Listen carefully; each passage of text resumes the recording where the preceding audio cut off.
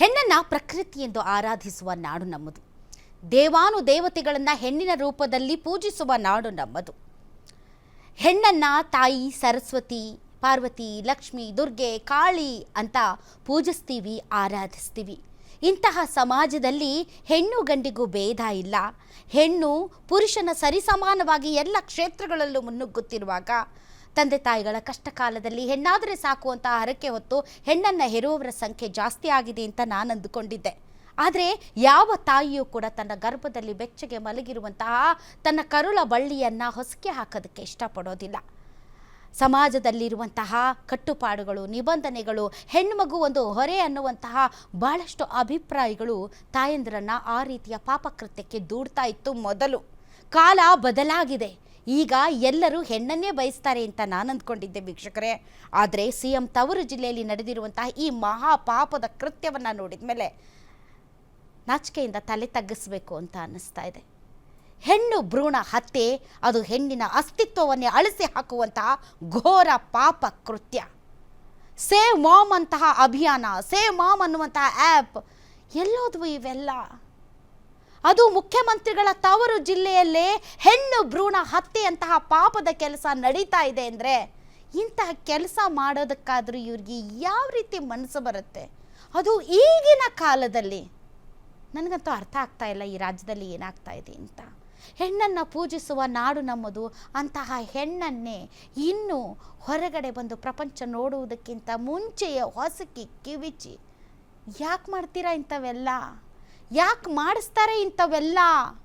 ಈಗಲೂ ಇಂಥವು ನಡೀತಾ ಇದೆ ಅಂದರೆ ನಂಬಕ್ಕಾಗ್ತಾ ಇಲ್ಲ. ಅದು ಇತ್ತೀಚೆಗೆ ಮೈಸೂರು ಜಿಲ್ಲೆಯಲ್ಲಿ ನಡೀತಾ ಇರುವಂಥ ಒಂದೊಂದು ಅಮಾನವೀಯ ಕೃತ್ಯಗಳನ್ನು ನೆನೆಸ್ಕೊಳ್ತಾ ಇದ್ರೆ ಯಾಕೆ ಹಂಗಾಗ್ತಾ ಇದೆ ಅನ್ನೋದೇ ಅರ್ಥ ಆಗ್ತಾ ಇಲ್ಲ. ಎಲ್ಲಿ ನಡೆದಿದೆ ಈ ಕೃತ್ಯ? ಯಾಕೆ ನಡೀತಾ ಇದೆ ಇಂಥದ್ದು? ಬನ್ನಿ, ಒಂದು ಬ್ರೇಕಿಂಗ್ ನ್ಯೂಸ್ ಇದೆ ನೋಡೋಣ.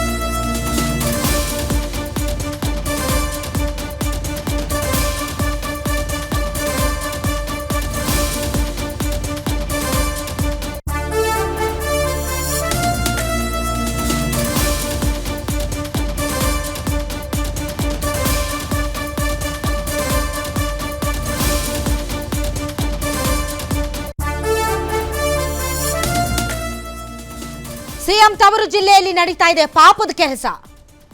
ಪಾಪಿಗಳ, ನಿಮಗೆಲ್ಲ ಇಂಥ ನೀಚ ಕೆಲಸ ಮಾಡೋದಕ್ಕೆ ಮನಸ್ಸಾದ್ರೆ ಹೇಗೆ ಬರುತ್ತೆ ಅಂತ.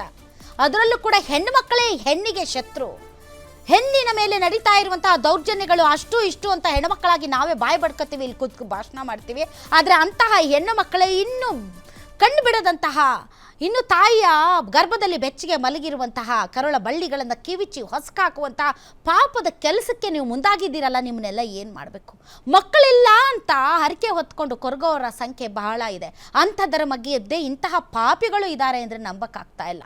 ಅದರಲ್ಲೂ ಕೂಡ ಗ್ರಾಮೀಣ ಭಾಗದ ಮಹಿಳೆಯರನ್ನೇ ಇಂತಹ ನೀಚರು ಟಾರ್ಗೆಟ್ ಮಾಡ್ತಾರೆ. ಹೆಣ್ಣು ಮಗುವನ್ನು ಹೊಟ್ಟೆಯಲ್ಲೇ ಚಿವುಟೆ ಹಾಕ್ತಾ ಇದ್ದಾರೆ. ಐಷಾರಾಮಿ ಬಂಗಲೆಯಲ್ಲಿ ನಡೀತಾ ಇತ್ತು ಭ್ರೂಣ ಹತ್ಯೆ. ಲಕ್ಷ ಲಕ್ಷ ಪಡೆದು ಪಾಪದ ಕೆಲಸ ಮಾಡ್ತಾ ಇತ್ತು ಆ ಗ್ಯಾಂಗ್. ಮಗು ಗಂಡೋ ಹೆಣ್ಣು ಅಂತ ತಿಳಿಯೋದು ಒಂದು ವಿಜ್ಞಾನದ ಅತಿ ದೊಡ್ಡ ಆವಿಷ್ಕಾರ. ಒಂದು ಸ್ವಸ್ಥವಾದಂಥ ಮಗುವನ್ನು ಹೆರೋದು ಪ್ರತಿಯೊಬ್ಬ ತಾಯಿಯ ಹಕ್ಕು. ಆ ನಿಟ್ಟಿನಲ್ಲಿ ಮಗುವಿಗೆ ಇನ್ನೂ ಕೂಡ ಭ್ರೂಣಾವಸ್ಥೆಗೆ ವಿಜ್ಞಾನದಲ್ಲಿ ಕಂಡು ಹಿಡಿದಂಥ ಅತಿ ದೊಡ್ಡ ಆವಿಷ್ಕಾರವನ್ನೇ ತಮ್ಮ ಸ್ವಾರ್ಥಕ್ಕೆ ಈ ರೀತಿಯಂಥ ಪಾಪಕೃತ್ಯಕ್ಕೆ ಬಳಸ್ಕೊಂಡು ಸ್ಕ್ಯಾನಿಂಗಲ್ಲಿ ಹೆಣ್ಣೋ ಗಂಡೋ ಅಂತ ತಿಳಿದು ಹೆಣ್ಣಾಗಿದ್ರೆ ಗರ್ಭಪಾತ ಮಾಡ್ತಾ ಇದ್ರು ಈ ನೀಚರು.